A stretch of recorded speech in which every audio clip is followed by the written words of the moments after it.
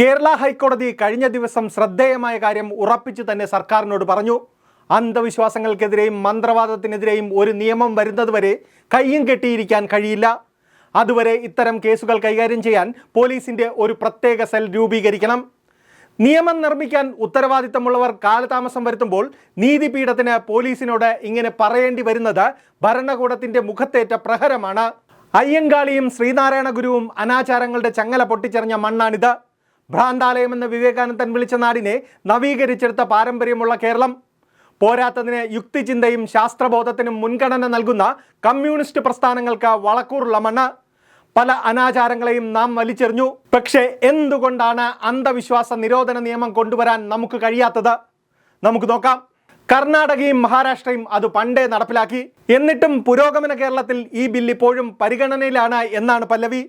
കൃത്യം 12 വർഷം മുമ്പ് 2014 അന്നത്തെ ആഭ്യന്തരമന്ത്രി രമേശ് ചെന്നിത്തലയുടെ നിർദ്ദേശപ്രകാരം ADGP A ഹേമചന്ദ്രനാണ് അന്ധവിശ്വാസത്തിന്റെ പേരിലുള്ള ചൂഷണം തടയൽ ബിൽ 2014 തയ്യാറാക്കി സമർപ്പിച്ചത്. ഇതിലാണ് അന്ധവിശ്വാസം പ്രചരിപ്പിക്കുന്നവർക്ക് 7 വർഷം വരെ തടവും പിഴയും ശുപാർശ ചെയ്തിരുന്നത്. എന്നാൽ സർക്കാർ ബില്ലിനെ വേണ്ട രീതിയിൽ പരിഗണിച്ചില്ല. എന്താണ് അന്ധവിശ്വാസം എന്നത് സംബന്ധിച്ച് വ്യക്തമായ നിർവചനം നൽകാൻ സർക്കാരിന് കഴിഞ്ഞില്ല. വിശ്വാസവും അന്ധവിശ്വാസവും തമ്മിലുള്ള നേർത്ത അതിർവരമ്പ് എങ്ങനെ മനസ്സിലാക്കുമെന്നറിയാതെ അന്ധവിശ്വാസ നിരോധന ബിൽ പാതി വഴിയിൽ മുടങ്ങി. ബില്ലിനെ ഒരു ഔദ്യോഗിക രേഖയായി പരിഗണിക്കാനോ നിയമസഭയിൽ ചർച്ചയ്ക്കെടുക്കാനോ തയ്യാറായില്ല. ഭരണകൂടത്തിന്റെ ഭാഗത്തു നിന്ന് ആ ബില്ലിനോട് കടുത്ത നിസ്സംഗതയാണ് ഉണ്ടായത്. അന്ധവിശ്വാസം എന്നതിനെ എങ്ങനെ നിർവചിക്കും എന്നതിൽ ആഭ്യന്തര നിയമ വകുപ്പുകൾക്കിടയിലുള്ള തർക്കം ബില്ലിനെ ചുവപ്പ് നാടയിൽ കുരുക്കിയിരിക്കുകയാണ്. അതിനുശേഷവും മന്ത്രവാദ പീഡനങ്ങളും മരണങ്ങളും തുടർന്നു. ഓരോ മരണം നടക്കുമ്പോഴും നിയമം ഉടൻ വരുമെന്ന പ്രഖ്യാപനങ്ങൾ പുറത്തുവരും.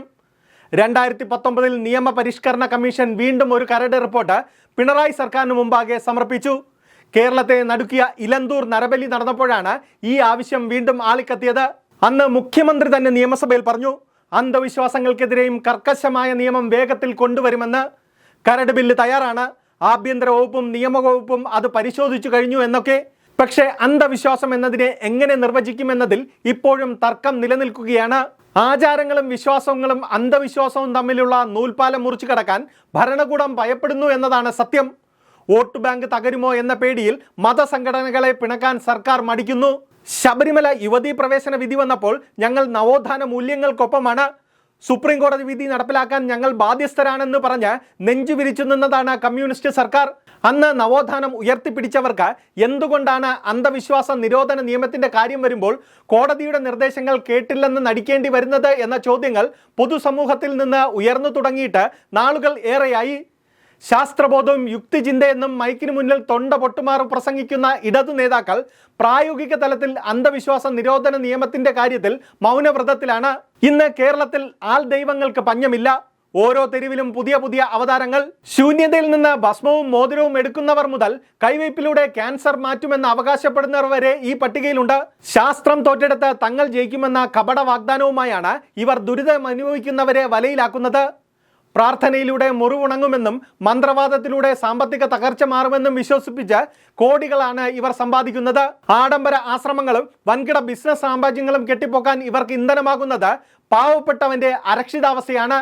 ഈ നിയമം വന്നാൽ ഇവർ കാട്ടിക്കൂട്ടുന്ന ഈ അത്ഭുത പ്രവർത്തികൾ കേവലം കൺകെട്ട് വിദ്യകളാണെന്നും അതിനു പിന്നിൽ വലിയ സാമ്പത്തിക ലൈംഗിക ചൂഷണങ്ങൾ നടക്കുന്നുണ്ടെന്നും നിയമപരമായി തെളിയിക്കപ്പെടും. അത്തരക്കാർ നൽകുന്ന തട്ടിപ്പു പരസ്യങ്ങൾ പ്രമുഖ പത്രങ്ങളുടെ ഫസ്റ്റ് പേജിൽ തന്നെ പലപ്പോഴും കാണാം. പ്രൈം ടൈം ചർച്ചകളിൽ യുക്തി പറയുന്ന ചാനലുകൾ നേരം വെളുക്കുമ്പോൾ നിങ്ങളുടെ ഇന്നത്തെ ദിവസം എന്ന പേരിൽ അന്ധവിശ്വാസം വിൽക്കുന്നു.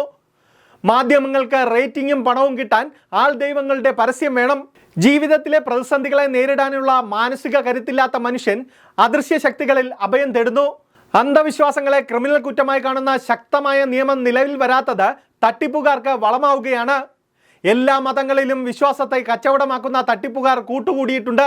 അതിന്റെ ഏറ്റവും ക്രൂരമായ ഉദാഹരണമാണ് അടുത്ത കാലത്ത് കേരളത്തിൽ വിവാദമായ ചില വിശുദ്ധ പത്രങ്ങൾ.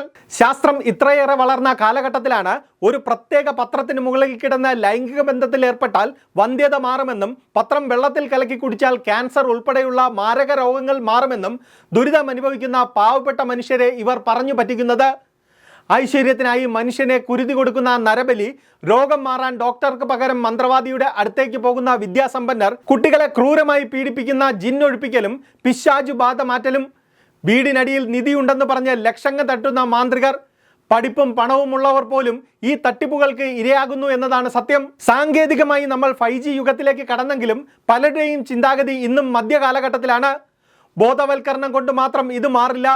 മന്ത്രവാദിയെയും അത് വിൽക്കുന്നവനെയും അകത്തിടാൻ നിയമം വരണം. ഹൈക്കോടതി ഇപ്പോൾ സ്പെഷ്യൽ സെൽ രൂപീകരിക്കാൻ പറഞ്ഞത് ഒരു താൽക്കാലിക പരിഹാരം മാത്രമാണ്. യഥാർത്ഥ പരിഹാരം ആർജവത്തോടെയുള്ള നിയമനിർമ്മാണമാണ്. വോട്ടുപോകുമെന്ന് ഭയന്ന് അന്ധവിശ്വാസങ്ങൾക്ക് കൂട്ടുനിൽക്കുന്നവർ ചരിത്രത്തോട് ചെയ്യുന്നത് വലിയ ചതിയാണ്. നവോത്ഥാന നായകരുടെ പടം ഭിത്തിയിൽ തൂക്കിയത് കൊണ്ട് മാത്രം മാറ്റം വരില്ല. ശാസ്ത്രീയ അവബോധം വളർത്തുക എന്നത് ഭരണഘടന പറയുന്ന കടമയാണ്. അത് നടപ്പിലാക്കേണ്ടത് കാലഘട്ടത്തിൻ്റെ ആവശ്യവും.